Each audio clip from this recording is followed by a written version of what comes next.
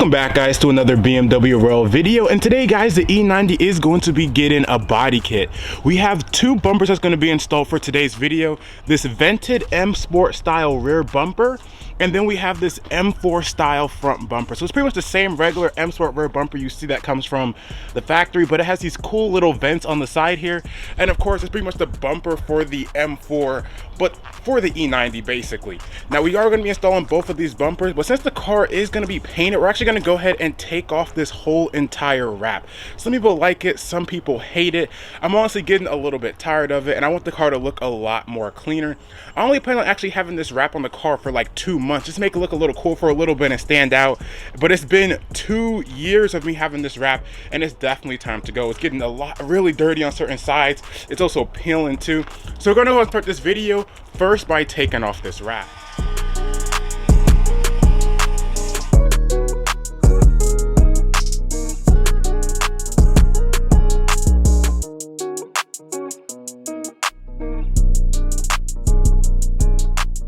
Okay, most of the wrap is now removed, and it's time to go ahead and work on installing the bumper. I left some of the wrap on the bumper because I'm removing that anyway, and this bumper is pretty much trash. There's tons of damage in the corner. There's actually a lot of damage behind these two triangles I kind of hidden by placing them on here.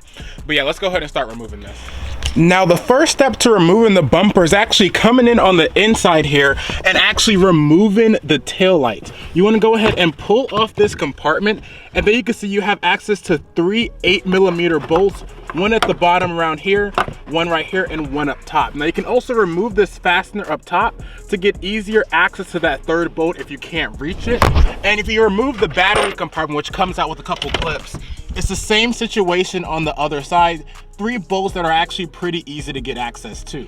Now, before we fully take out the tail light, after those 3 8mm bolts are removed, you want to go ahead and pull out this clip for the wiring, and the whole tail light should come off. Now, the process for removing both tail lights might be a little bit different, considering I do have aftermarket tail lights, and if you have a pre-LCI model, this whole process might be a little slightly different.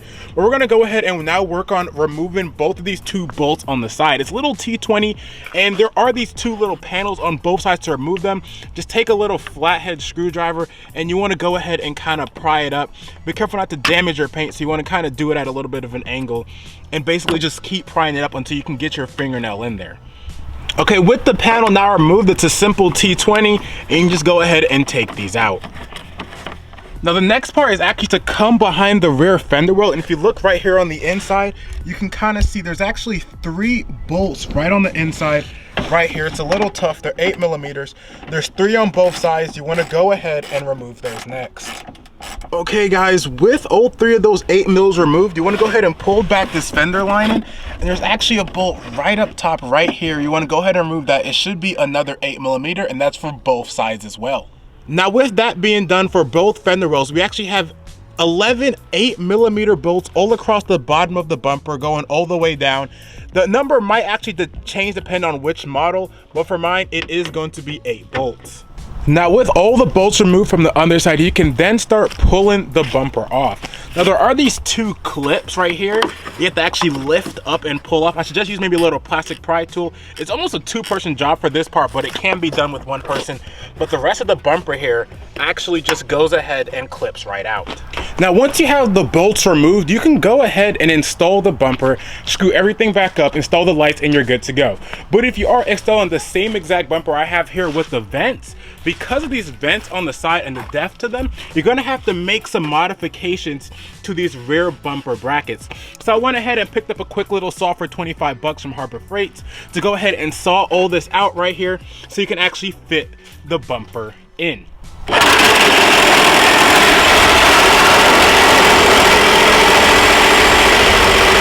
Finished sawing it out. It was extremely hard to try to film and saw, so I just decided to just cut for safety reasons. But we sawed off right here, sawed off right here, right here, right here at the bottom. And if it looks somewhat like this, that's pretty much enough clearance to go ahead and fit the bumper in. I just test fitted. We got to do that to the other side, and then this whole bumper should go in perfectly fine. Okay guys, the rear bumper is now installed, and even though it's not painted, it actually looks really nice. It fit up really nice. So again, once you make those clearance for the sides, those side vents can actually come in, and it looks really nice. But now it's time to go ahead and work on the front bumper. Now the first part for removing the front bumper is going to actually be removing these 4 screws right here at the top. It's pretty easy.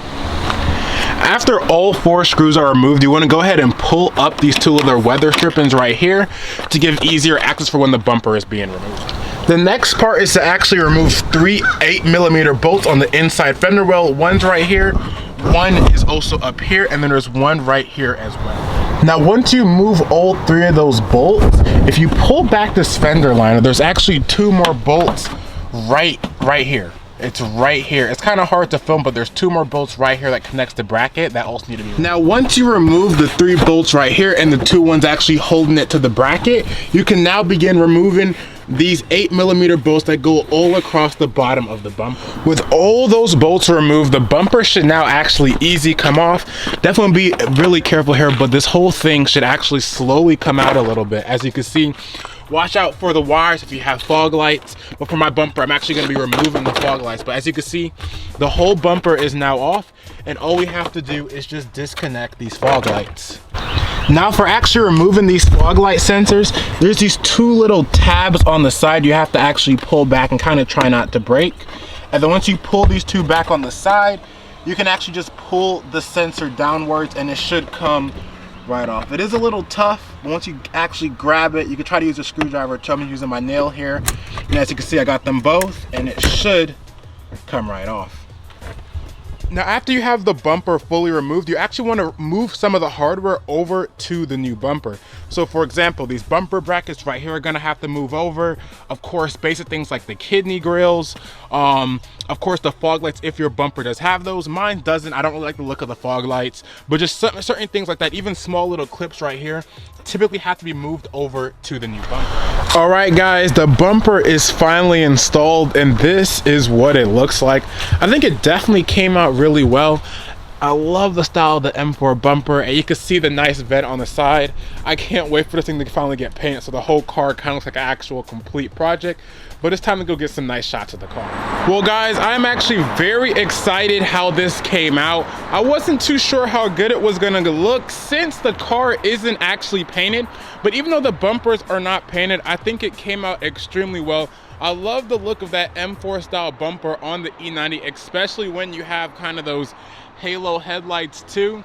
And then the rear bumper also looks really nice. The car is going to be getting painted very soon.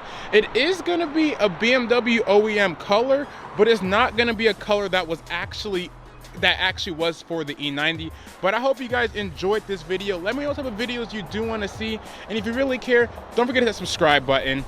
Peace guys.